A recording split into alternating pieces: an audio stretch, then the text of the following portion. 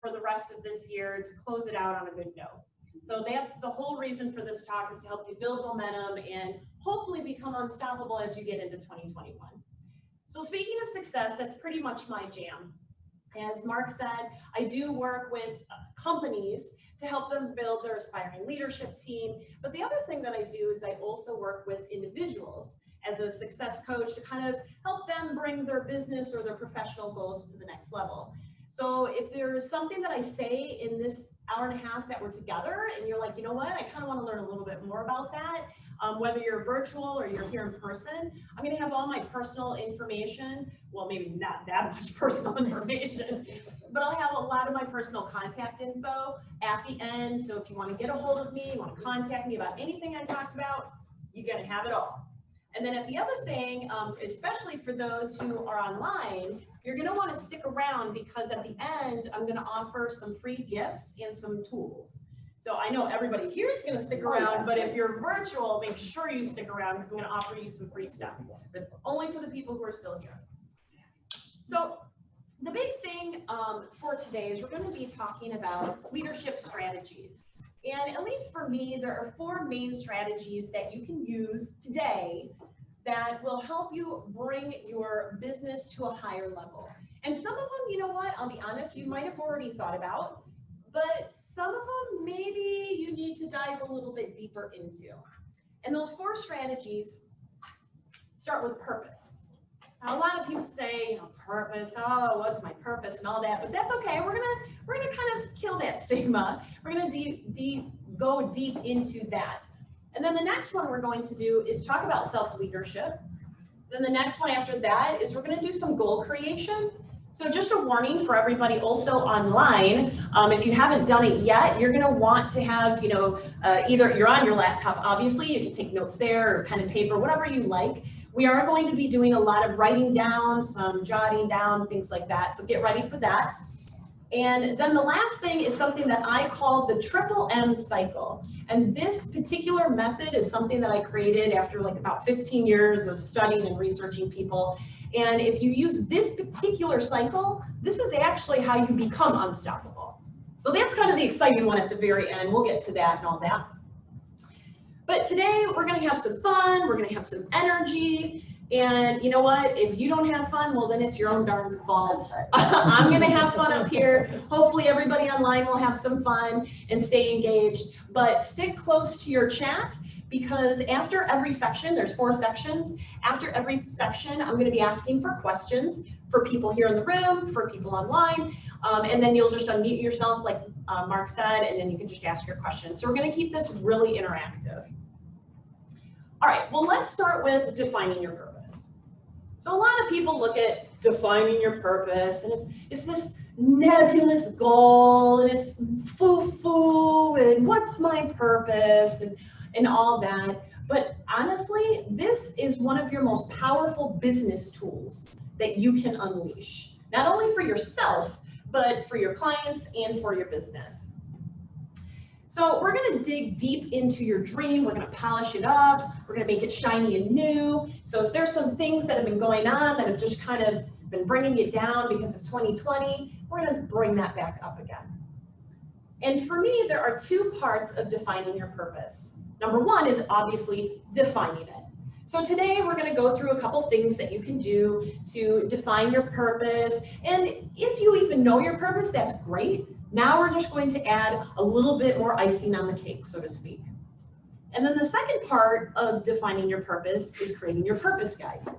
Now, to be fair to my clients, creating your purpose guide is something I only cover in my success coaching program. So I won't be covering it today, but as like I said, I know, but it's for the clients, right? It's not, you need to be fair. It's a big perk that they get, but at the same time, if we go through this and you're like, you know what, I kind of really do want to learn about that purpose guide thing, then just see me afterwards. Or if you're online, contact me with my info. So getting to your purpose is getting to the root of yourself, right? Kind of digging deep. And I'll be honest, a lot of people don't like to do that.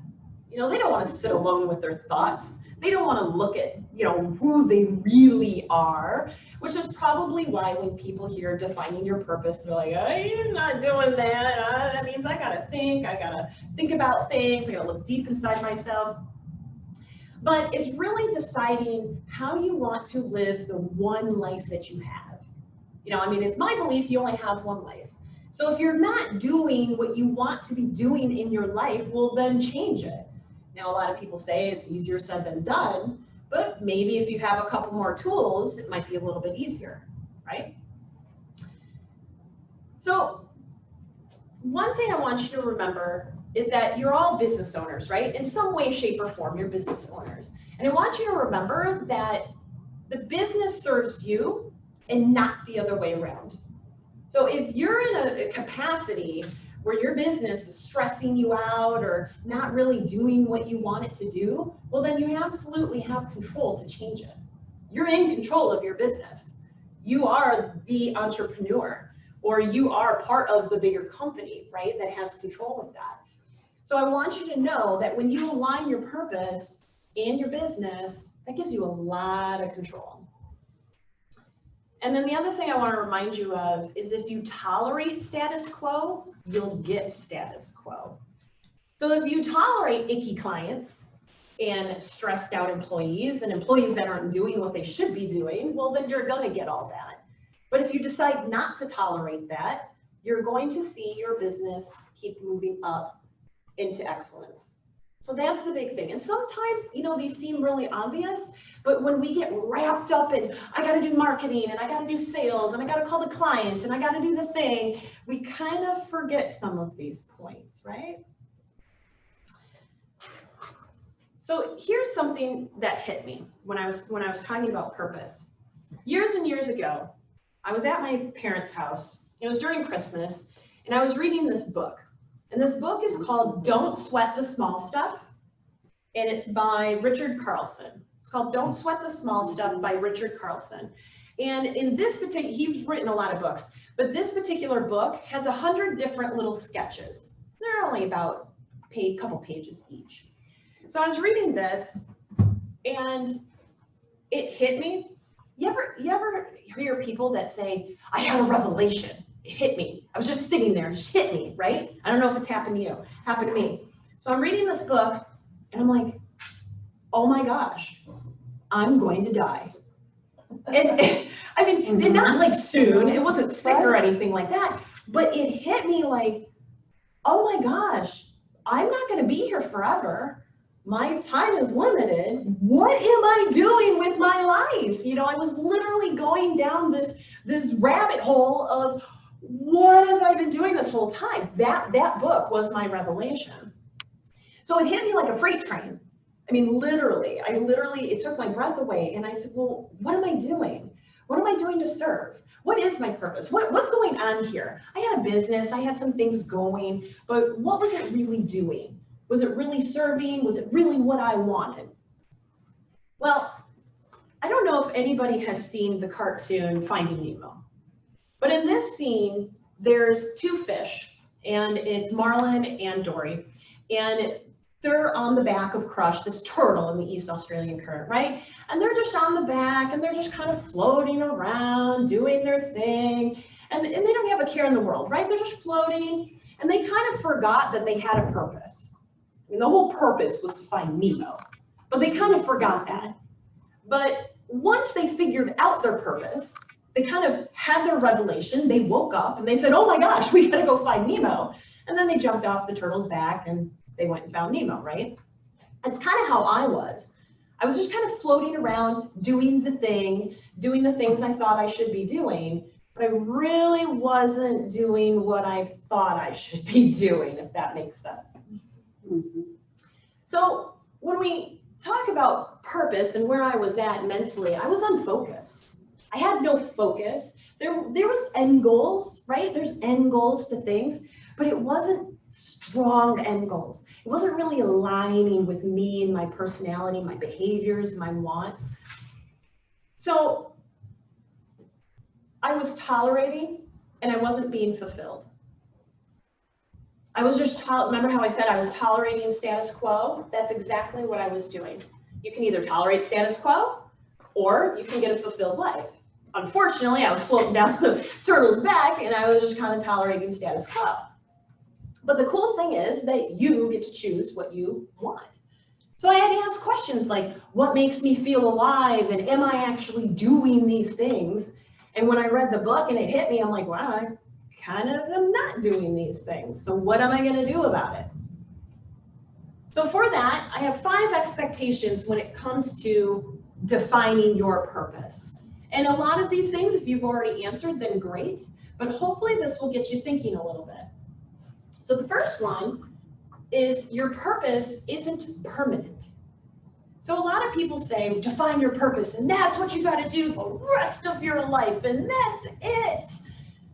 No, because I'll tell you right now, when I had that revelation, I don't know, 8 years ago, 10 years ago, whatever it was, what I was thinking back then is quite different than what I'm thinking now.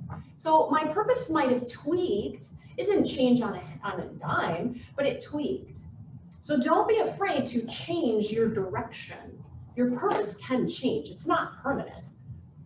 And it's not external.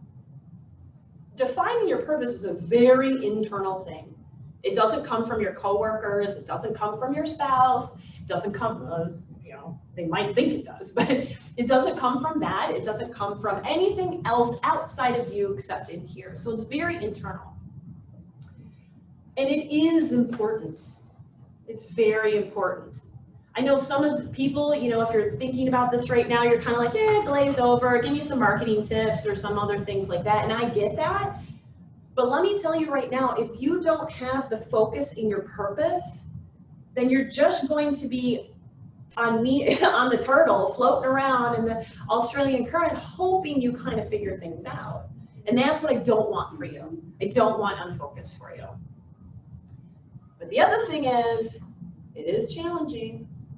Because remember what I said at the beginning, you got to sit down, you got to think of things, you really got to think of what do you want out of your life?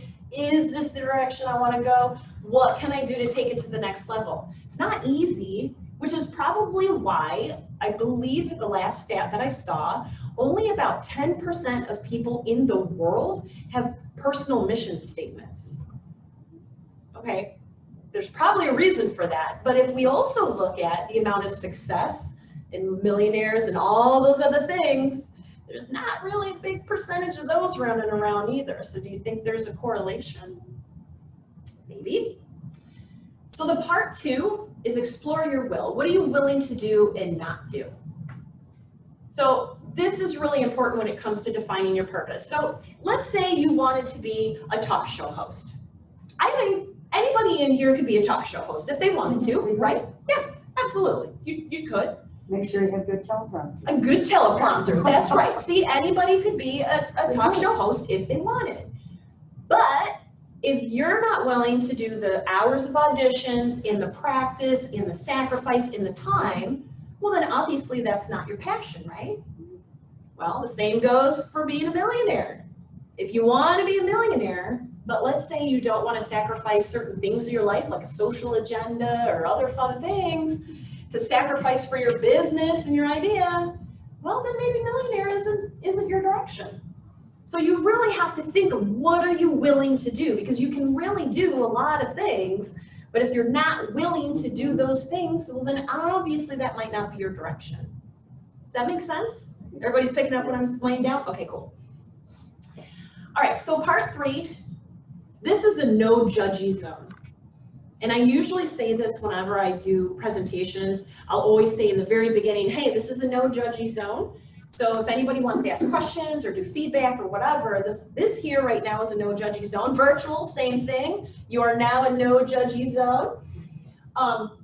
But at the same time, this goes for you as far as self-judgment, avoiding judging yourself. And the one thing I always love to say is don't let people should on you. And I do say should, should on you. Hopefully the people virtually can hear that. But the reason that I say that is, let's look at society. Oh, well, you should buy that. You should look like that. You should think like that. You should do that. There's all these shoulds, right? People are shoulding on you all the time, but what it really comes down to is you. So really, when you're hearing all those messages, really think, what is good for you and what is defining with your purpose? And a lot of people worry about their purpose because they say, oh, what will they think? Oh my gosh, like what if my coworker finds out? What if my mom finds out I think that? What if I tell my son? Oh my gosh, what now? So people are always worried about what are everybody going to think. When it comes to your purpose, like again, it's challenging. You got to kind of go through those obstacles. Because people who judge you don't care, but people who care don't judge you. And I'll tell that right now in social media right now. I'm sure you've seen it all, right? It's all going around and you're just like, that will probably go on my status pretty soon because it's getting kind of nasty out there. But that's one of my favorite quotes. Speaking of, there's going to be times where you're out there, you're a business owner, right? You're out there, you're doing your thing, you're meeting with clients, you're trying to help employees, trying to build a business. There's going to be people who try and bring you down. And there's going to be times where you're watching everybody else have fun and you're working your tail off, trying to do what you do for your business, and you're just like, oh, gosh, I wish I could do it. It's going to be difficult. And there's going to be people on social media say, don't go to that business. It's going to be difficult. But the more that you stay connected to your purpose, the better off you'll be to get through those judgy people, to get through the shoulds, and to get through all that negativity. This is my second favorite quote of all time. And this is by Steve Jobs, former CEO of Apple. I'm actually going to read it twice, two different types of emphasis. So please take this to heart. If you're virtual, take a screenshot of this, whatever you need to do. Your time is limited. So don't waste it living someone else's life. Don't be trapped by dogma, which is living with the results of other people's thinking. Don't let the noise of others' opinions drown out your own inner voice. And most important, have the courage to follow your heart and intuition. They somehow already know what you truly want to become. Everything else is secondary. And I told you I'm going to read that a second time. Your time is limited, so don't waste it living someone else's life. Don't be trapped by dogma, which is living the results of other people's thinking. Don't let the noise of others' opinions drown out your own inner voice. And most important, have the courage to follow your heart and intuition. They somehow already know what you truly want to become. Everything else is secondary. So I hope that sinks in for you, because it's really important when you're talking about defining your purpose. So part 4, this is going to be an activity. So if you have your pen, paper, laptop, whatever you have in front of you, we're going to write a couple things down. Because part 4 of doing your purpose is at least, let's list your strengths. And there's going to be 2 types of strengths. There's external talents, which says, I'm a good photographer, I'm good with numbers, I'm good with sales, negotiation, all those external cool talents and stuff. And then what I want you to do on the other column, I want you to list your internal characteristics. And internal characteristics would be, I'm patient, I'm compassionate, I'm organized, I'm outgoing, those kind of things. So I want you to do that right now. Just take a minute and do that right now. And then after that, I'm going to do part 3 of it. So after parts 1 and 2, you kind of make your little column of your strengths, your external talents, and your internal characteristics. What I want you to do is I want you to find somebody in the room. Obviously, we're going to distance. We've got plenty of room here. And what I want you to do is I want you to brainstorm with someone. Like when you're done, just stand up and then go to the other person, right? So what I want you to do is I want you to brainstorm with that other person and see where you might have some holes. And when I say holes, let's say one of your external talents is you're creative, right? But let's say if you love being creative, maybe there's something in your business you're not using that talent for. Because if you're creative, why not use your talent in that business? So it's the same thing, like, let's say with the internal characteristics. Let's say you're a super compassionate person, but you're not letting that compassion come out in your business. So get with that other person and say, hey, here's where I kind of see some holes, some gaps of where I'm not using it. And then maybe you and that other person can say, well, you know, if you're in this type of business and you're creative, maybe you could use your creativity this way. So if you're online, the same thing, then go ahead and brainstorm with yourself, obviously, as you write things down and say, hey, you know, am I using these talents and characteristics in my business? And how can that help me move forward? So I'm going to give a couple minutes for that, and we'll come back.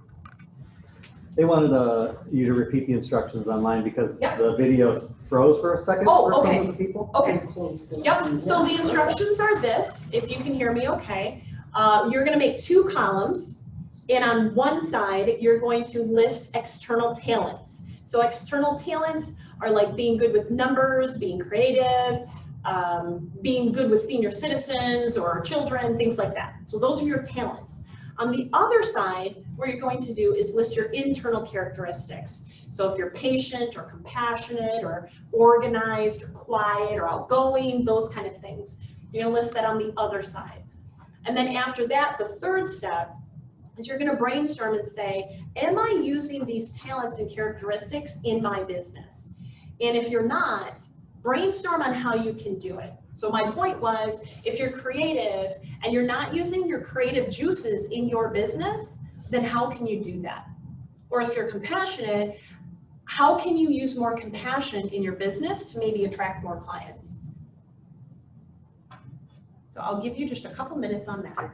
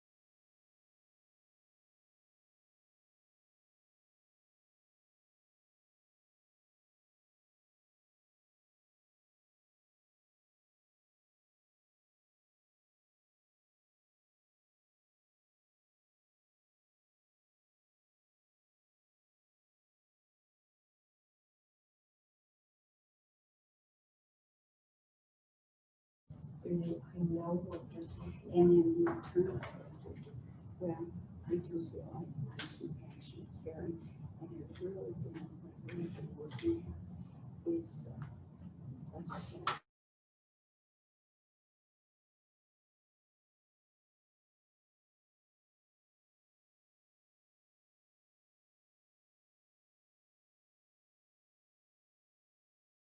You are unmuted. All right, everybody. So we got some stuff down. We've got things in both of our columns and all that. So my next question is there anything that you want to share? Any type of revelations that you came up with? And obviously, if you're on chat, just chat some things or unmute yourself and say, hey, you know what? I never thought I wasn't using this in my business. So anybody here wants to share any kind of thoughts? Yeah, go ahead. I can, because I did have a revelation. I thought, well, I want people to see who I am. So I started making these weekly videos. They're only about 2 minutes long, and I usually pick a product, and I always have an idea what I'm going to do weekly. I never dreamed that I would do that. Because, I don't know about as women, we're all so critical of ourselves. No, we're not. You see yourself in the end. No, we aren't. Okay, we got it. No, but no, we have a tendency to, when we see ourselves on film, we go, oh, why did I do this? And you know what? You're just being yourself. That's right. And don't try to copy somebody else. Yep. And I do have it. My teleprompter is, I have a poster that I have with all my words up there. So I do read them, but you know what? It makes it go very smoothly without you going, you lose your train of thought. You have to do that. Yeah, absolutely. So that was really a big, big step for me. That's huge. And you've given me some other ideas. We were just talking, Aaron and I, about these characteristics and talents and how you have to apply those. Yeah. You really do. And Yeah. sometimes we ignore them. Yeah, we ignore them because we think, well, I'm an accountant, so what does creativity got to do with anything? I just need to be good with numbers. But if you're creative, you could be finding other ways that you could save your client money, or maybe finding the new tax law and say, oh, you know what, that applies here. I mean, so you're completely right, Harriet, is when you have these talents that you love, like if you love to do it, then you're going to be good at it when you apply it to your business, right? And that's the whole point. Does anybody else want to share before we move on? Yeah, go ahead. So I've always been like super caring and wanting to do just for other people. Yeah. It's just always been something that affected me a lot when I was growing up. Yeah. So it's something that's very close to me.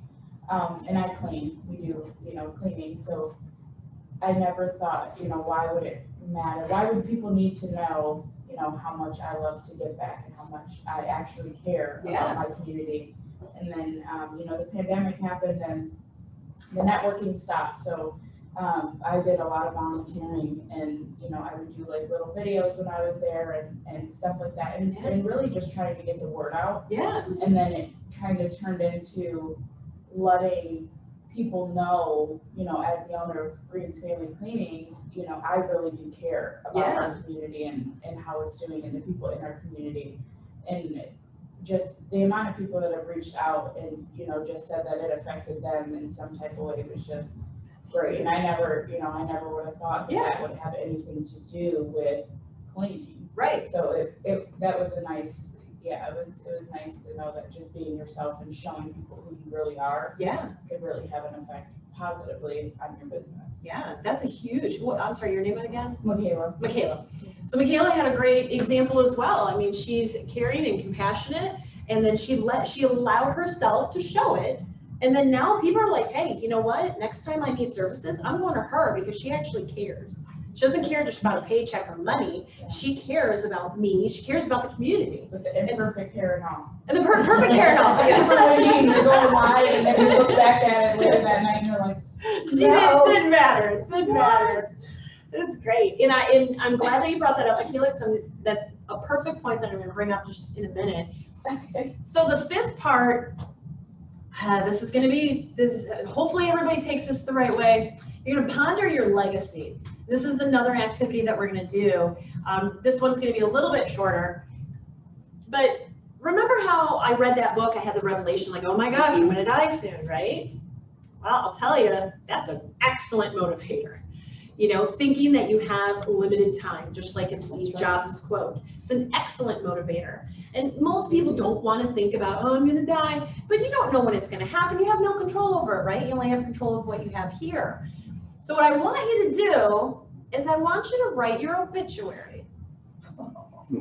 And I want you to look at these questions on the screen. And for the people, if you're virtual, if you can't really read those questions on the screen, I want you to answer some of these questions as you write your obituary.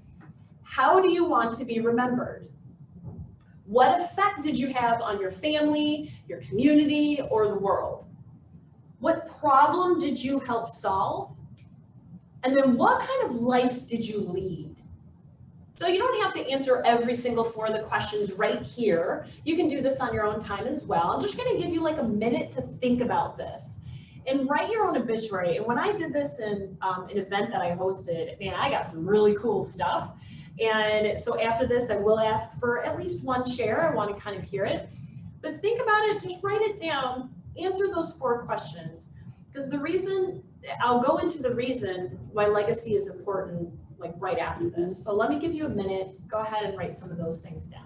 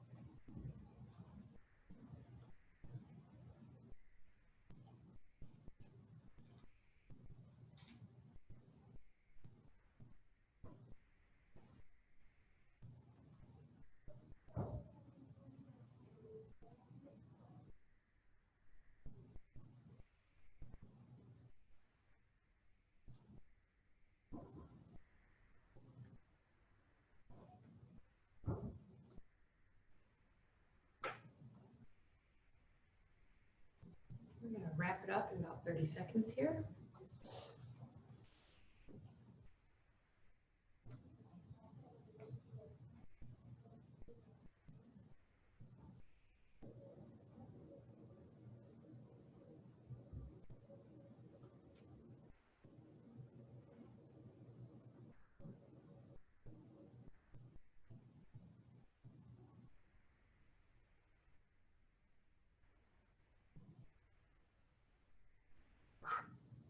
Okay. Is there anybody virtual that would like to share? Anybody online that would just like to unmute themselves and share?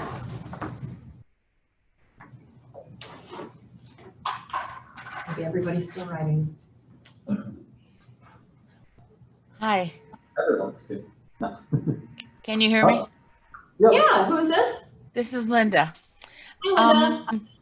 It just kind of struck a chord with me. I wrote to Alan, who is my friend and partner, that this is tough for me because all my life I've done what, and I hate that word should, I've done what I should, you know, and I think somewhere along the line I forgot to have some fun.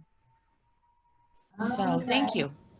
Yeah, good. That's a great aha moment. I love that. Great, great share, Linda. Cool. Anybody in the room? If not, we can move on. Okay, yeah, go I ahead. just started answering the question. Sure, How do you want sure. to be remembered? That I was a woman who put family above all else, and I'm going to cry. That's okay. That's good. It means you're connected to it. I served the real estate industry for over 30 years by volunteering on different levels, giving back. I've always felt that if you belong to something or whatever you do, you need to give back. Yeah. And that's always been something that through my whole life, I've always done. Yeah. A problem that I solved, I have a group of women that we were getting together once a month to knit hats for newborn babies. Oh, wow. We're still doing it virtually though. Yeah. But it was a problem that the hospitals were having, that they needed the caps, and I just a fluke that I found out about it, so it was a nice way to connect, and not just women in the real estate industry, but in our community, we get together, so it was a nice little group of women. Perfect. Yeah.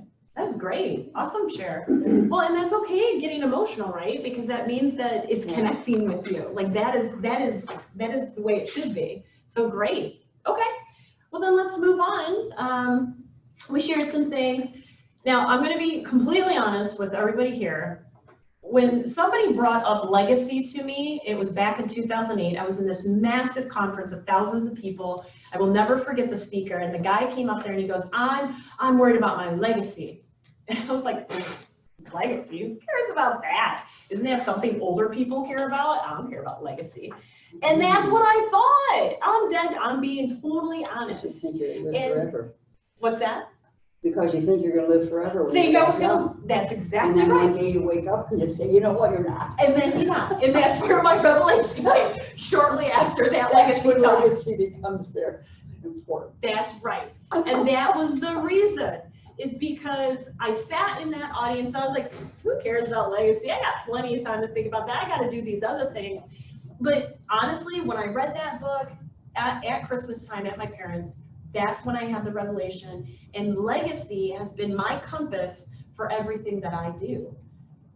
So that will link through your purpose. Now, here's the really cool thing.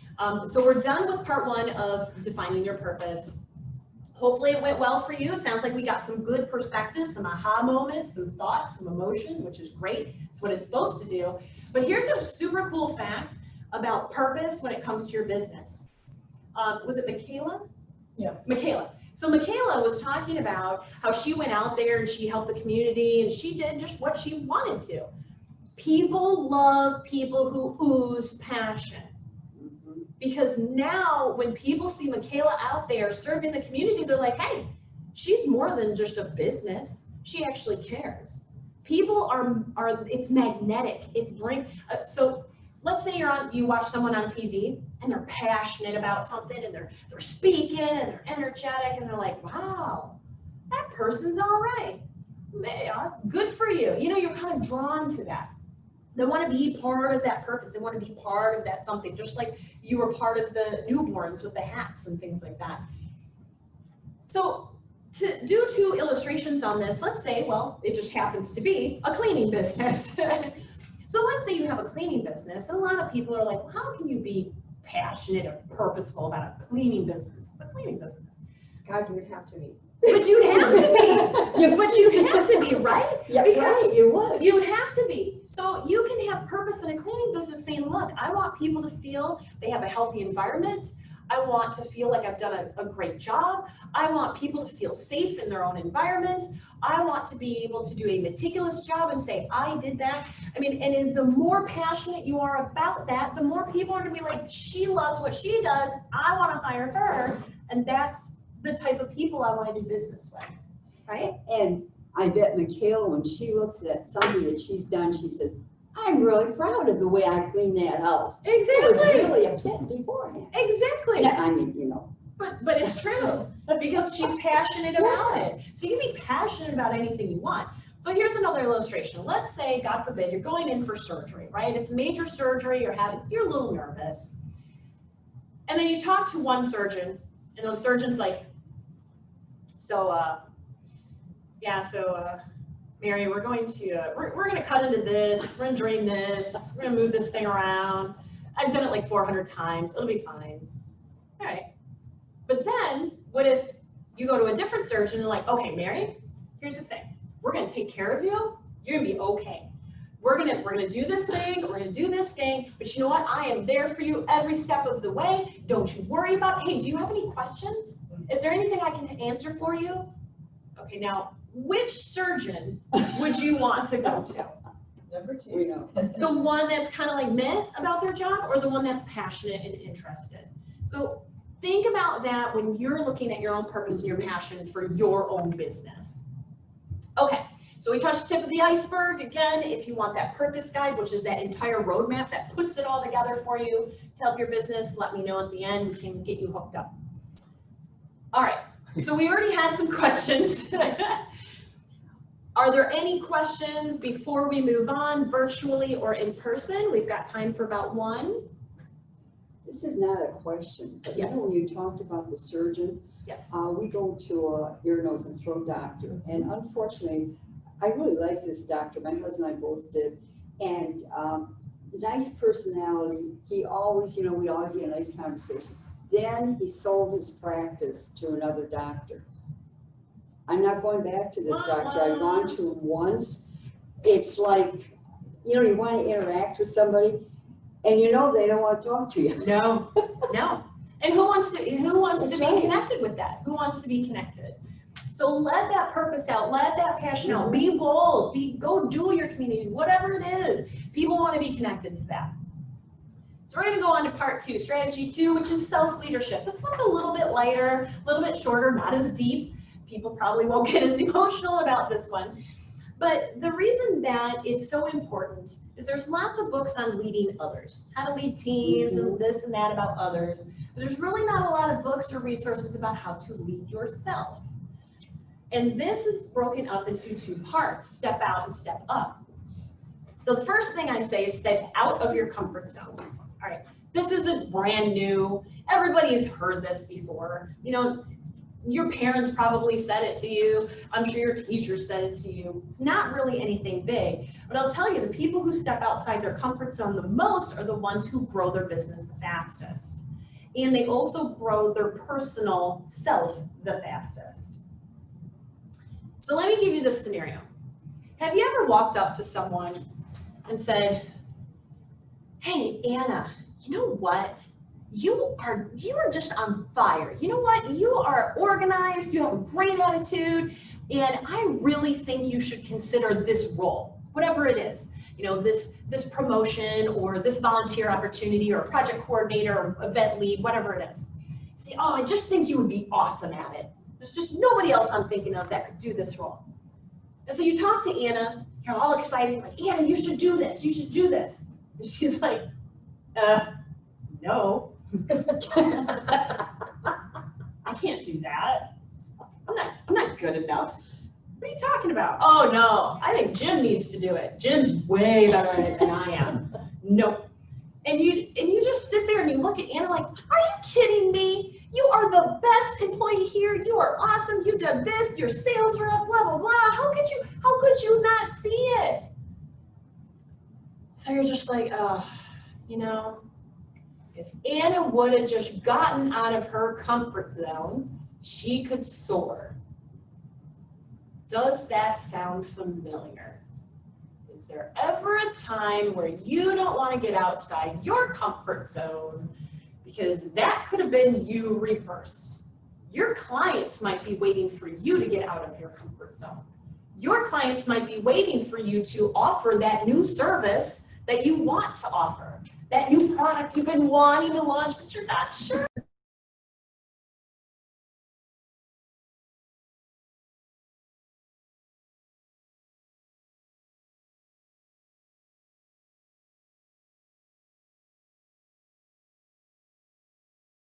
You get frustrated, you get disappointed, and you're not bringing your full capacity to the table. So that's another way to lead out. Let yourself just be. Remember, no judgy zone. So think about how you want to lead yourself. Think about the manager, an employee messed up, right? And the manager screams at him. It's like, "What do you think you're doing?" And, "Oh, that's it, you're out of here," right? Well, you could be the screaming eagle. Or think about the manager that says, "Okay, so John, you messed up, and this is what's happening. So let's talk about next steps on either not having it happen again, or whatever." They're coaching them through, right? They're allowing them to make mistakes without judgment, and okay, let's fix the problem. So think about what leader you have in your head, and how are you going to lead yourself? Are you going to scream at yourself and say, "Oh my gosh, Jim, what were you thinking? I can't believe you did that," and then yell at yourself? Or are you going to be like, okay, you messed up. It's cool. No judgment. This is how you move on. So what voice in your head, what leader are you going to be?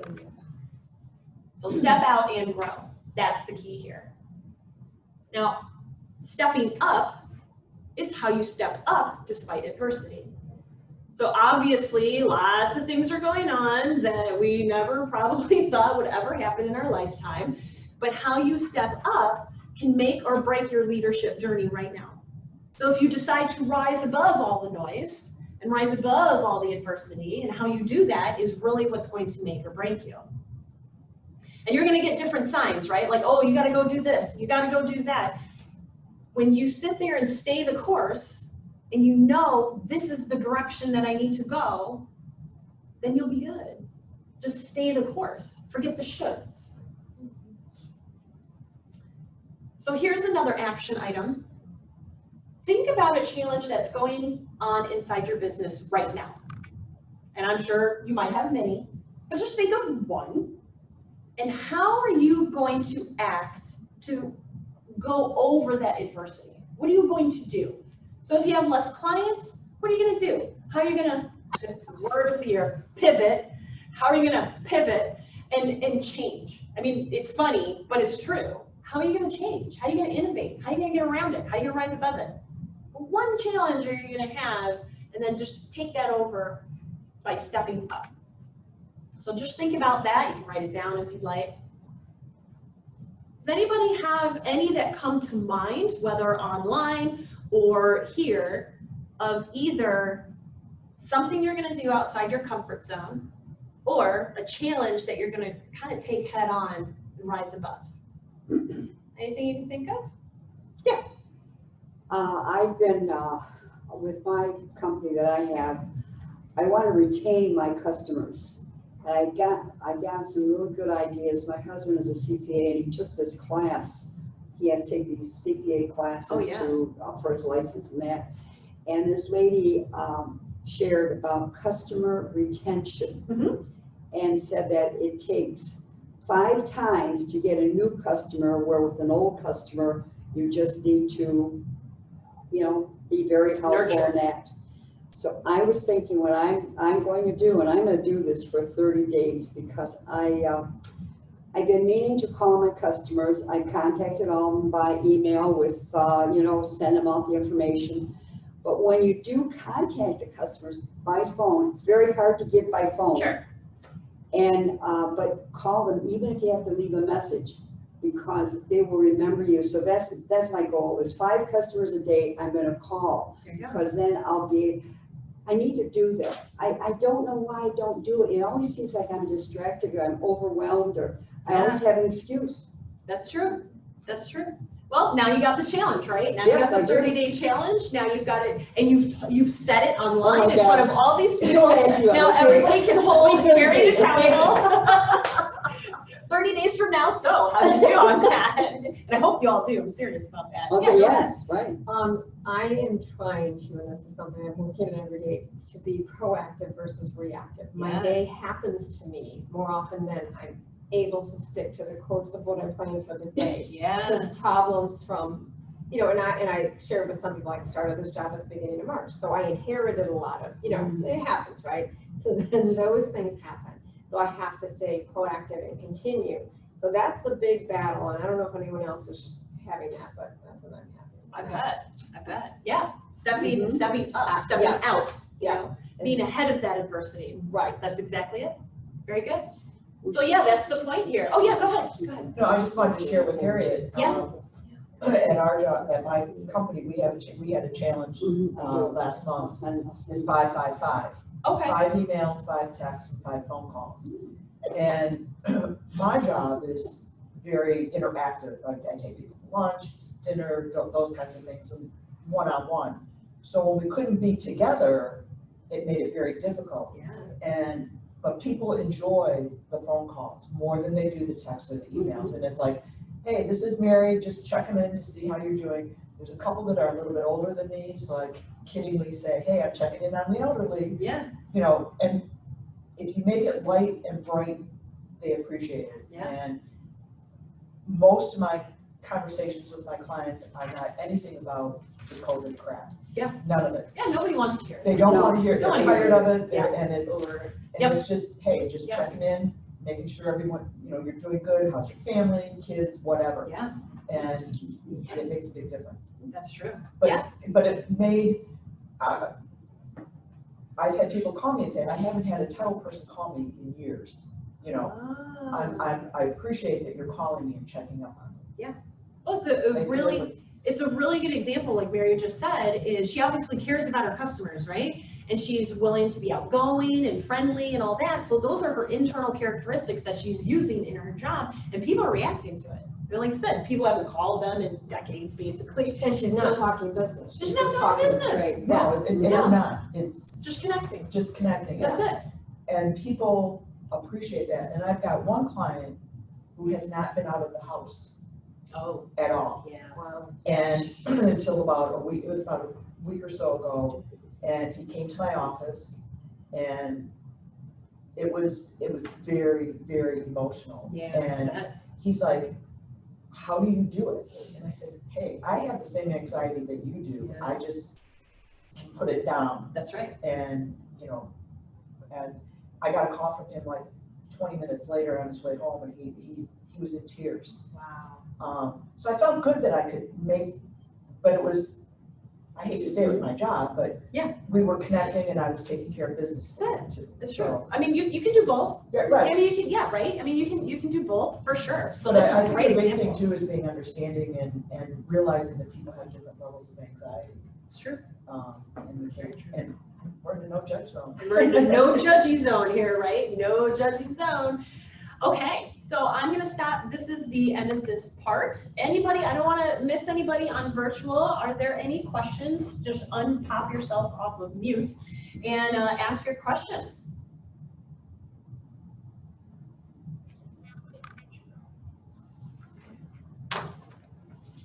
Everybody's good? Everybody's good online? No questions. Okay. Goody goody. All right. Well, then we will move on. We're going to go right into goal creation. So we've defined our purpose. We've looked over some of those things. Now we understand how to lead ourselves, right? Through some adversity, lead ourselves, keep moving on. Now the next thing is goals, right? Everybody knows about goals, right? We're going to kind of take a little bit of a different route of goals and connect it to the two things that we just talked about, which is purpose and passion, right? And hopefully everybody in here has professional and personal goals, because any business leader worth anything should have both. So instead of, you don't want to always just have business goals and not personal, you always have personal and business, because as we know, they combine, right? No matter how hard you try and keep separate, business and life itself, it's always going to intertwine. So we're going to go over this. And here's how important goals are. Like when I work with my clients, they know I'm really big about goals, like super big about goals. And I love using this quote: the trouble with not having a goal is that you can spend your life running up and down the field and never score, right? So you're just like, what am I doing? Like, what was the goal here? Just keep running. Like, I don't know what I'm doing. I'm just kind of running. And Why are you telling my life story? Just no goal. Yeah, life story. Some people's life story. Like, what's going on here? But here's a pro tip. If you are a little low on time management, and I do webinars and I do a lot of workshops on time management, a goal will definitely prioritize your time. Because if you have a certain goal that you're trying to attain, of course you have to take that focus and put it on that goal. Because if you don't, you will not achieve that goal, right? Kind of simple. But if you have too many things going on and you're just not having any goals, well, there's nothing to focus on. So of course your time is just going to go out the window. Now, there's always a good method in order to create goals. You know, you obviously don't want to just create any goals. And I'm sure a lot of people may have heard of the SMART method. And if you haven't, I'll go through it a little bit. It's a pretty well-known method. It's been around forever. But I like to create the SMARTY method. And the why is very important, and I'll tell you at the end why. But I want you to be a smarty when you create goals. So here's the SMART method that I did not create. This was somebody else. But the S stands for specific, and I'll kind of go through these quick because a lot of people know what these are, right? If you're going to set a goal, it needs to be specific. You don't want to just say, I want more clients. That's great. You want to be specific, like Mary said. I'm going to call I'm going to have 5 emails, I'm going to do 5 texts, I'm going to do 5 phone calls every single day for 30 days or whatever it is. I'm going to be specific. Who, what, where, when, why, how, all that. The more you answer those questions in your goals, the easier it'll be. Because if you just say I want more clients, then you're gonna be like, I don't know how many, I'm gonna email them, call them, video, I don't know what. You just, there you are, running around the field again, you know, just like. So then the next one is measurable. And if you are an accountant or a technical person or a finance person, this is where you get to say metrics. This is where you put in your metrics. You need to assign numbers to track your success. So if you say, I want to bring in $20,000 worth of sales this month, that's measurable. Because how are you going to know if you succeeded? If you just want to say, I want to bring in more money, you could bring in $2 and say, wow, I made more money. You know? That's great. But you want to put a number to it. And these goals should be attainable. So if you say, I want to make $1 million in revenue at the end of the year, but right now you're sitting at 80,000. Now, I am never one to say it's impossible, because anything's possible. But that goal is not quite as realistic nor attainable, and you're going to set yourself up for failure. So what you could do is say, okay, if I'm at 80,000 now, maybe I get to 200,000 at the end of the year. That's more attainable. A little push, but still attainable. They should be relevant. Here's the big thing. We just talked about our purpose, our strengths, self-leadership, a little bit more about ourselves, right? These should be relevant. These should be connecting to your core values and purpose, and if they are not, reconsider. And they should be time sensitive. You should be setting those deadlines. If you just say at the end of the year, that's okay, 12/31, there you go. But if you just say, you know, whatever, we'll get some clients, whatever, you're never gonna get there. So here's the big one, right? So we went through SMART. Why are you gonna be a SMARTY? The why stands for you. Goals should be personal to you, not your spouse, not your colleague, not what society tells you you should have your goals as. These are personal to you. And it doesn't have to be all about you. You could say, hey, you know what? I want my business to raise $20,000 for charity, right? So obviously the goal is for the charity, but the goal came from you, your heart, right? This needs to be personal to you. And unfortunately, sometimes that's not included when people create goals. They just say, oh, well, I'm supposed to do this and shouldn't do that. So they kind of forget the personal level of it. So let's go into goal creation itself.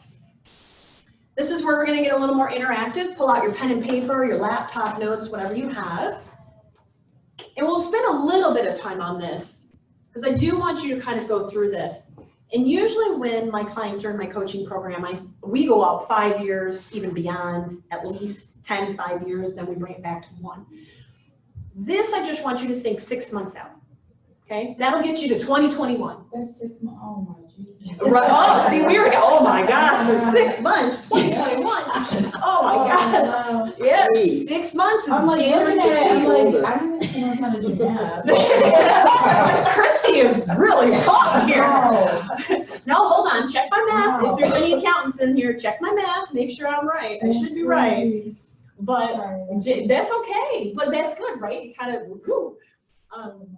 So what I want you to do is I want you to think 6 months out. Now, when you do goal creation, you think all the way in the future, and then you go all the way backwards, right? So you think about what do you want to achieve 6 months out from here? What do you want to achieve? And there's usually 6 categories that I tell my clients about. They can make any other category. Sometimes they make their own categories. That's totally cool.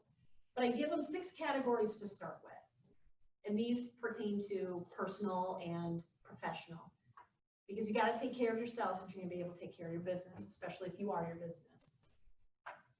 So I just write these 6 categories. And so what I'm going to ask you to do is write 1 goal down per category to start. Just 1. If you don't get all 6, that's totally okay. But I at least want you to put a few down and say, okay, 6 months from now, by January 15th of 2021, what is 1 goal I would be like, yes, that's great. I'm feeling good that I achieved that. So I'm going to give you a minute to kind of write that down. And they can be in these 6, they can be in whatever you would like. These are just conversation starters. So write down 1 goal. You can write down 1 goal per category. What you would like to achieve 6 months from now. 6 months. I'll give you a minute.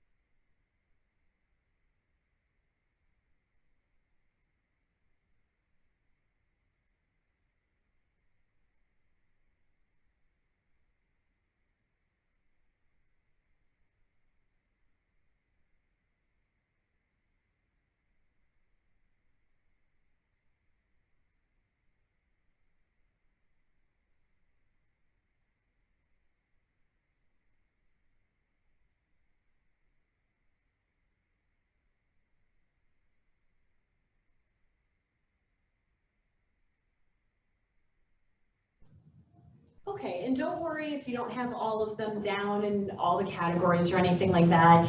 You at least have the 6 categories, and then you can always finish this up when we're done, because we're going to move somewhat fast through this. Then what I want you to do is think about some of those goals that you wrote down, and what do you want to accomplish 30 days from now?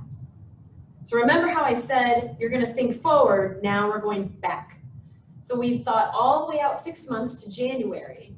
Now what do you want to happen 30 days from now? August 15th, 2020. What do you want 30 days from now? We had some people say, hey, you know what, I'm going to contact this many people and do these things. But what is the goal around that? So if you're going to take that 30-day challenge and get outside your comfort zone, what is a goal that you can wrap around that to connect with 30 days? And again, we'll go a little fast through this. I mean, not because we're short on time, just it's not a whole goal creation workshop, but I want you to start thinking about things, you know.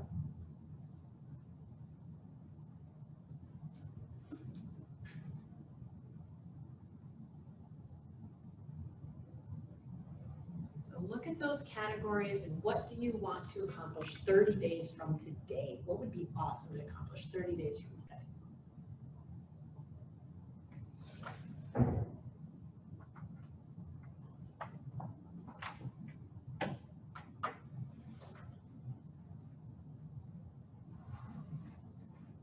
And we'll give you a couple more seconds for that.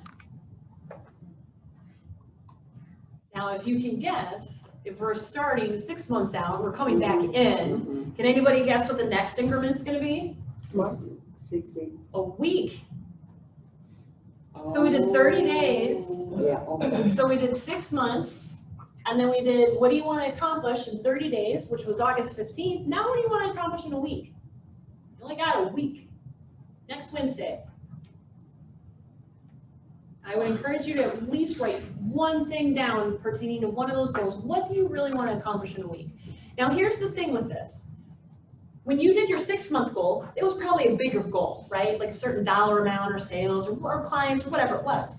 Okay, you can't obviously do that same thing in a week's time. So what thing can you do in only 7 days to get you to that bigger goal? So if you realize we started out here, big goal, and now we're going backward, but the farther we go backward, then the smaller the goal gets, right? You can't, you see what I'm getting at? It has to be more granular as you go on. So, what do you want to accomplish in a week that will help you get that 6-month goal?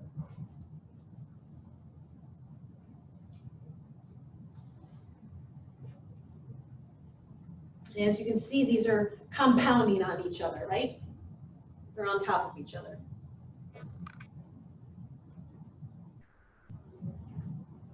Can you guess what the next one is? Today? Today! Today! But here's the magic. Okay, so Brian Tracy's awesome, guys, motivational speaker, does a lot of productivity and time management. Any goal can be achieved if you break it down into small enough parts. This right here is the magic of goal creation, and a lot of people don't even realize it. So the things that you do today are what's going to be helping you to get that 6-month goal. So now here's the biggest tip that I want to give every single person, and this is a huge, huge tip if you don't take anything away from this, except maybe the purpose stuff. Really want you to think about this when you're talking about goal creation. Prioritize, before I go into that point, prioritize your goals 1 through 6, right? And see what is the hottest of the hot. What is the #1 thing you should be doing? Is it contacting the client? Is it getting some new equipment? Is it doing a marketing campaign? Whatever it is. Prioritize those 1 through 6. And I love a top 3 or a top 5. So every day, look at just those top 3. Don't look at 4, 5, and 6. Don't do it. Because if #1 is priority and you go to #6, then time goes by and one is falling by the wayside and you're all frustrated and disappointed and you're like, oh my gosh, why didn't I, oh, it's been 6 months and Kristie was right, it's January 15th and I still haven't done the number 1. Right? I don't know if that ever happens to you. But I'm getting a lot of nods. but right? So prioritization, do the 1, 2, 3, and don't worry about 4, 5, and 6 until you finish 1, 2, 3. Trust me, it works. You get more productive that way. So think about what your number 1 is. What is your number 1 priority? And focus on that. Stick to that. Don't worry about those other ones because obviously they weren't as important. So here's the big tip that I want you to remember. So, back in 2015, have you ever heard the saying, it's a marathon, not a sprint? Everybody heard that? You know, it's kind of, you know, okay, well, in 2015, I actually decided to run a marathon. So this is going to be in real time. I actually did run a marathon. So here's the thing. First of all, who knows how long a marathon is?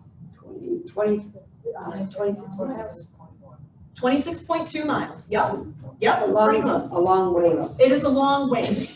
So now let me ask you, if I said, hey, do you guys want to run 26.2 miles? What would your reaction be? When do we start training? Yes, you're right. Yeah. Most people are like, oh, you couldn't pay me enough to do that. Right. And here's the thing. Why do you think you have that reaction? Because you're looking at the result. You're not looking at the process. You just look at it like, oh, I'm not doing 26.2 miles. There's no God-given way unless someone's chasing me. So that was what freaked me out when I first talked to my friend about running a marathon. Actually, I was convinced, but that's what happened when we were talking about marathon. But here's the thing. Do you think when I started training, it was a 6-month program actually, do you think I started training doing 26 miles right in the front? Of course not. Nobody could do that, or maybe, but I didn't. So what I did is I followed a training process. So once you look at the process, and the process was laid out, right? I didn't start 26. I started a couple miles here, 4 times a week. 2 miles here, 2 miles here, and 3 miles here, 2 miles, and then I gradually went up, right? So this is how I went up. So I started a couple miles, then I went to 6.5 miles, then I did my first half marathon, and then I did my first 20-mile run in November. Do you see that span? April to November. They were small steps. So here's the big thing when you're looking at a goal. I didn't look at, if I would have, on April, when I ran that with my dog, if I would have looked in April, oh my gosh, in 6 months I have to do a 20-mile training run, I would have just stopped there. That's right. But I only looked on what I had to do that day. So I look at my training program and say, oh, I have to run 3 miles today. Okay, and I run my 3 miles. Okay, I have to run 5 miles today. Okay, I run my 5 miles. Now pretty soon, it got to the point where I'd look at my training program and say, oh, I only have to run 10 today? Oh, that's great. And who says that? Who says that? But people who are concentrating on the process, not the end result, are the ones who say that. So that's why we break these goals up into granular pieces of what you do every single day. Because then pretty soon you're going to look up and say, oh my gosh, I did a marathon. And it's not going to be as intimidating. So if you want to do 20,000 in sales, 80,000 sales, million in sales, I don't know what it is. If you just concentrate, oh my gosh, million in sales, million in sales, million in sales, you'll freak out. But if you break it down into day, week, month, you're going to look up and you're going to run your marathon. You're like, oh my gosh, I didn't realize I could do that. Because you're only concentrating on the process, not the result. Where did you run? That's Disney World. Yep, that was Disney World. And there was a reason I was sitting down. With all my snacks. You want to do another one? I'm working on my 5th one this year. Wow. Don't ask, I don't know. We didn't do a marathon, but we did a 5K one time. Yeah. And, it was good. I'm not real fond of running, but it was good. It really did make you feel good. It makes you feel good when you finish. It really does. It makes you feel good when you finish. So, and that's with any goal. So I want to give you a couple bonus tips on a little bit of the last part of our goal creation. Is if you're going to go for a goal, identify the obstacles first. What could stop you? Could it be scheduling, lack of employees, maybe your health? Think about the things that could stop you from achieving your goals, and think about what you can and cannot control, because you can't always control everything. So if there are things that you feel are going to be outside of your control, well, then just tweak your goal just a little bit. And use checkpoints.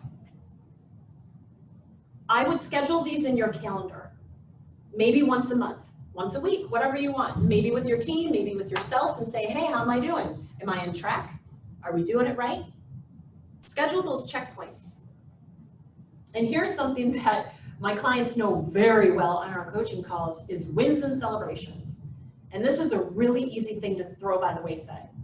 But I'll tell you right now, a lot of people, when they don't win, do their wins and celebrations, they forget how far they've come, and they forget that they even accomplished anything in the first place, and then they discount what they've done. So the more that you can do wins and celebration or recognition with your employees, the better. And avoid self-sabotage. Here's the thing. When you are going for a goal, you want to make it easier on yourself, not harder, right? So let's say you're trying to eat 500 calories less a day. Well, you certainly don't want to put donuts and pizza in your house. It's going to make it harder for you. If you put healthy things like bananas and fruits and things like that, it's going to make it easier for you. So think about the things that you can do or not do that will self-sabotage you from meeting your goals. Put yourself in the best position possible. And failure is okay. And I'm speaking to all you perfectionists out there. I am a recovering perfectionist. You want to talk about perfection, just talk to me. But failure is okay. You will mess up. And that's okay, because it's just one more way that you don't have to worry about achieving that goal. Because everybody does it. And the opposite of success is not failure, it's quitting. You have to fail to succeed. So it's part of the process. So my action item for you is to commit to finishing those 6-month goals that we talked about in those categories or whatever ones that you want. I would ask you maybe in a week's time to finish those out. Think about what's going to happen by January. Go from there. Okay, before I move on to our last section, are there any questions? One thing I just want to say is that you have to have a mindset in order to do this. Yes. That's exactly why I became a coach. Because we can talk step by step all day, right? Most people, if you give them the paper and say, do 1, 2, 3, they'll do 1, 2, 3. But this is what stops you. And make sure that you're always saying something positive about what you're doing. That's right. Not saying, oh, this is going to be so hard. That's it. So true. Mm-hmm. So true. So let's talk about becoming completely unstoppable. And this is something that I get asked a lot as a coach. How do I stay in momentum? How do I get motivated? Well, this is the triple M cycle that I was talking about. And you can kind of start anywhere in this cycle you want. But we're going to start with motivation. And now, I don't know about you, but sometimes life takes a toll on you. And you got work, and you've got kids, and family, and commitments, and you just kind of look up like, I'm so not motivated right now. I so don't want to do this because everything else is sucking your time and energy, right? So sometimes you might feel like this. Now in 2006, I kind of felt like this girl. At the time, I was working a full-time job. I was running 2 businesses, and I was on many nonprofit executive boards. So you want to talk about no time at all. And then the revelation of waking up, like, oh my gosh, what am I doing with myself? That's where I was 14 years ago. Because I was like in this thing of doing all the things and motivating, but I didn't know where I was going. So here's how a couple tips that I have for you to keep yourself motivated. Immerse yourself in positive thoughts and images. Some people will do a vision board and say, hey, keep your dreams and goals in front of you. Some people will journal. Some people put them in a book, whatever. But keeping that stuff in front of you at all times. And then the other thing is read positive and motivating things, Yeah. listen to positive motivating things, associate with people who lift you up, don't bring you down. But I will put a warning on this. Don't always look to everybody else for motivation. The motivation comes from you. Mhm. I mean, you can listen to as many audios and go to as many speeches and read as many books as you like, but the motivation really comes from you. Now, talking about motivation, is it dream or dread? Some people are motivated by the dream and some are the dread. So if you're a dream person, you're like, oh, this is what's gonna, so motivated, this is what's gonna happen when I make that money or help those clients or build that business, whatever, this is great. And then other people are like, oh, I can't go another day like this. Like, no way, I can barely pay my mortgage, I can't hardly pay the bills, there's not enough clients. Oh my gosh, I would dread if I had to ask for a loan from my parents or my brother, my whatever. So which one is it for you? Which way are you motivated? So then once you're motivated, you can get right into motion. And when I mean motion, I mean forward motion. And motion can be combined with motivation and action. So if you're motivated and you take action, you're in forward motion. Now, we don't want to be in, I say forward motion because we don't want to be in any motion, right? If you're a tree and you're swaying in the wind, you're in motion, right? Yeah, you're just in motion. You're not really doing anything, but you're in motion, right? You're looking good. And then if you're on a merry-go-round, well, you're going in circles, but you're not really doing anything, but you're in motion, right? So we want to be in forward motion. That's what I mean by forward motion. And forward motion is writing down your goals, keeping track of things, making sure that you're moving forward, doing those checkpoints. Here's the thing. Have you ever worked all day and you've done like 20 things, but does it feel like you did nothing? You ever have those days where you're like, oh my gosh, I did all these things and it feels like I got nothing done, right? Well, here's the thing. Praise yourself for getting those 20 things done. You might not have gotten the 2 things done that were on your priority list, but at least praise yourself for getting 20 darn things done, and then just keep moving on, keep moving forward, stay in motion. It's okay. Because back in 2006, this is what I was doing. I was swaying in the wind and I was going in a merry-go-round, and you can only be on the merry-go-round and go in circles so many times until you get sick and you fall off.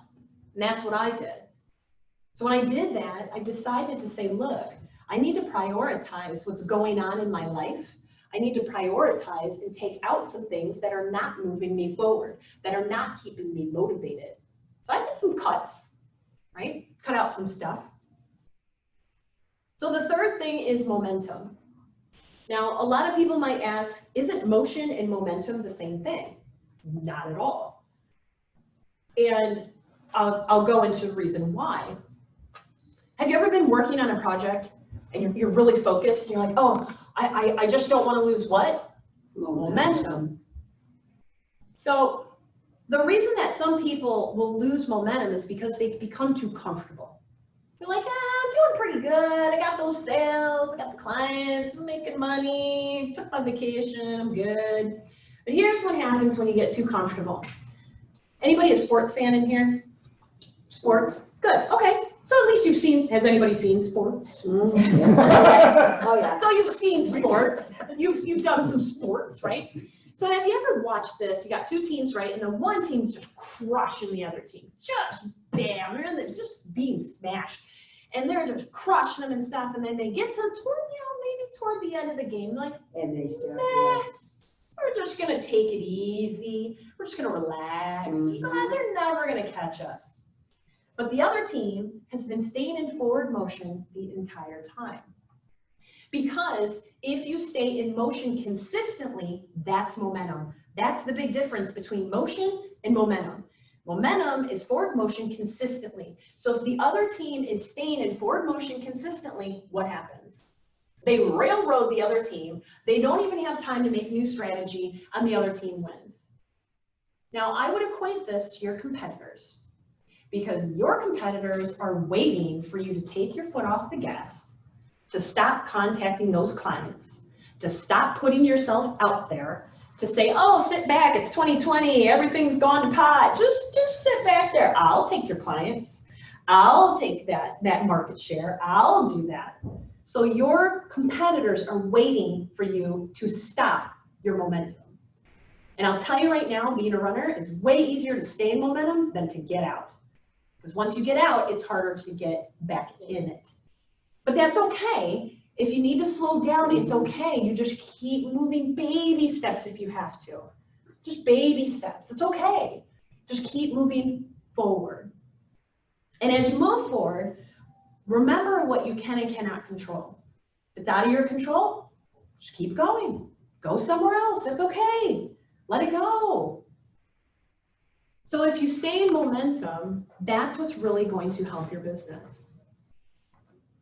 So think about, here's your action item. We don't have to do it here, but just an action item, a thought process, a point of saying, hey, what can you apply right now to the Triple M cycle? Where is it? What thing in your business can you apply the Triple M cycle to, where you need to get motivation, to get in motion and keep that momentum going? So you can just kind of write something down. It's something for you to do after this. So we're almost finished. Are there any questions or anything like that? And I'll ask for some at the very, very end. Anybody online? I can ask for some more later too. Okay. All right. Well, 2020 has been a year. It's been a year. I think I'll just say that. 2020 has been an interesting year. So hopefully when you finish with this, that you remember the 4 key points. Defining your purpose, making sure you're linked to that passion. And then remember your self-leadership, stepping out, stepping up, no matter what people are saying, outside your comfort zone. And when you're creating those goals, I want you to be a SMARTY. Focus on that process, not the result. And remember some of those bonus tips that we talked about. And then, of course, always remember that Triple M cycle. If you kind of jump out of this cycle, then just jump right back in wherever you can. But once you get in here, this cycle, that will make you unstoppable. Because if you're always staying in momentum, your competitors can't catch you. And your clients will come find you and say, wow, this person, she's moving. She's on a mission. She's got purpose. She's going. And that's what you really want. So speaking of momentum, hopefully you go out, you go be unstoppable this year and beyond. And if you want to keep it going, I promise bonuses for everybody online, everybody here. So I promise bonuses for everybody. I told Mark I was going to give people bonuses. First of all, here is all my information. So I'll let you take a screenshot of it or whatever. People online need to take a screenshot of it.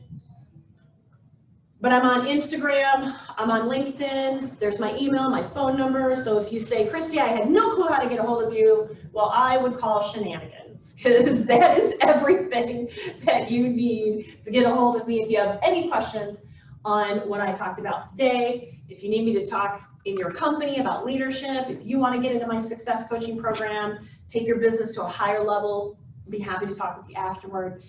Now let's get to the big stuff, the bonuses. Here's the bonuses. So number 1 bonus is a free 50-minute strategy session with me, business strategy session. So what we're going to do over that, we're going to talk about your challenges, we're going to talk about your goals, where you want to go, and what's stopping you from getting there, and we'll go from there. And we'll talk about next steps that you can do to get there. So if you're having some challenges and you're just like, you don't know what to do, can I bounce some things off of you? That is what you want to do, is you want to book one of those calls.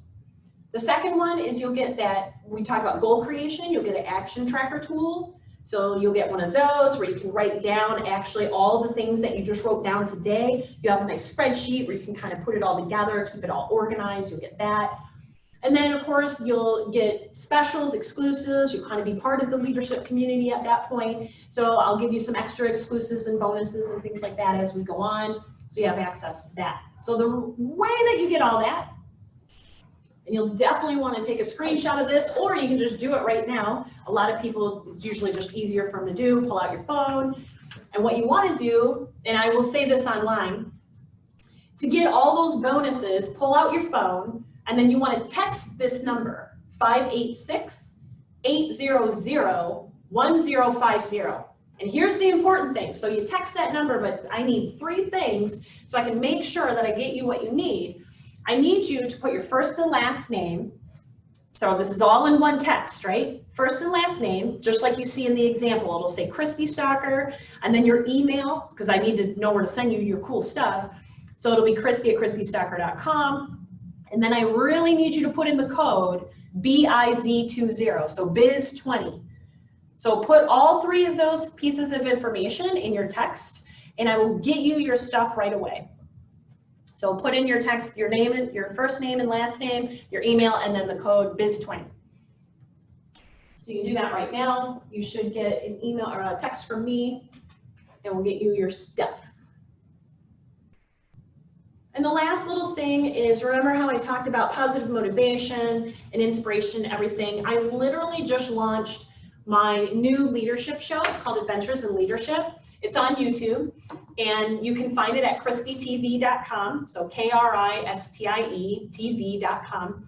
You just go right to KristieTV.com, and if you're looking for positive motivation, some leadership tips, success tips, if you liked what you saw here, it's going to be even like more personal and fun, and kind of I travel all around the world, and I do stories from different places in the country. So if you want just some positive motivation every week, I'm going to drop a new episode tomorrow. Tune into KristieTV.com, subscribe, and get that positive stuff in your life. So with that, if there's any other questions, I know we're pretty much finished. So if there's any other questions, I don't want to have people online think that they're forgotten. So if there's anything that you have online, please unmute yourself and ask a question, and we'll go from there. And other than that, I will turn it over to Mark. Anybody else?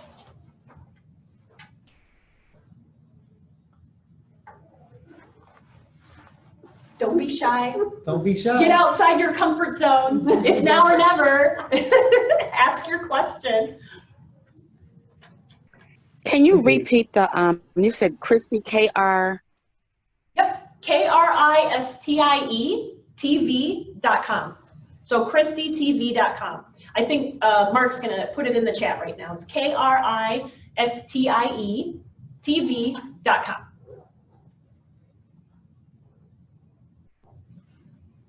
And that's an easy way that you can keep yourself motivated. And I talk about communication tips, focus tips, comparing yourself. There's a whole other slew of episodes that'll be coming out. So I do have to put a kudos in for Kristie, because I did use her services the last time she spoke. It's very, very good, because she can really get you focused on what you're doing with your life. And this was excellent. Good. Very Good. good. Thanks, Harriet. Yeah, we had a great conversation. Thanks. You too. Anybody else? Don't be shy. I had another question. Will this recording be available? Will you be able to email this out? We'll have to determine how we're going to do it, but yes, we'll send out a notice to everybody. Cool. Did you have some ideas? All right. I got a lot of ideas. Got a lot of ideas? Yeah, I So got, did this help? it did help me microly bring it in. Yes. Good. That's the key. Good. It's always interesting when the people that you meet at these Grow Your Business workshops, because we have a lot in common. Yeah. Just talking about some of our behavior patterns. That's right. And That's true. the self-sabotage of those. That's right. Yes. That's true. It's easy too, right? You just do it. You don't even realize you're doing it. Like you said with the bosses, I'm both. Some Yeah. days I'm like, you know what, it's okay, that's all right. I'm like, Mary over there, I'm just gonna have a glass of wine and forget Yeah, it. And yeah. then other days I'm like, I can't believe I didn't get that done. Yeah, that's true. I mean, you know, so. You're I'm like, both. you're just like, no, I can't. I'm so unmotivated. So it's like, that's where I need just that little tweaking. And I think that was good what you said about the 20 things. You did 20 things in a day, and then you say, oh, I did it, but I didn't do those other 2. You didn't have You did 20 things. And that's where wins and celebrations comes in, Yes, right? yeah. Because people don't do the wins and celebrations. They're like, they just concentrate on the 2 things they didn't do. And I get it, you know, those are the big priorities, but hello, 20 things. That's it. No, It's that's true. it. No judgy. It's only when people lose 10 pounds, then they go out and they get a hot fudge sundae. I mean, you know. Yeah, yeah. Okay, well, if you have any more questions, please see me afterward, but I'm going to turn it right back over to Mark to